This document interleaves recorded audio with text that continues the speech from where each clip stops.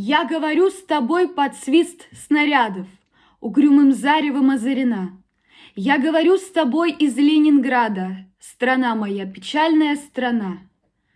Кронштадтский злой неукротимый ветер в мое лицо закинутое бьет.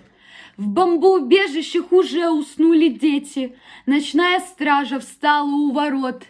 Над Ленинградом смертная угроза, бессонные ночи, тяжек день любой. Но мы забыли, что такое слезы, что называлось страхом и мольбой.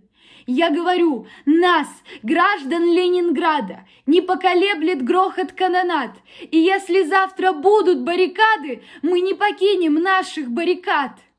И женщины с бойцами встанут рядом, и дети нам патроны поднесут, и надо всеми нами зацветут старинные знамена Петрограда.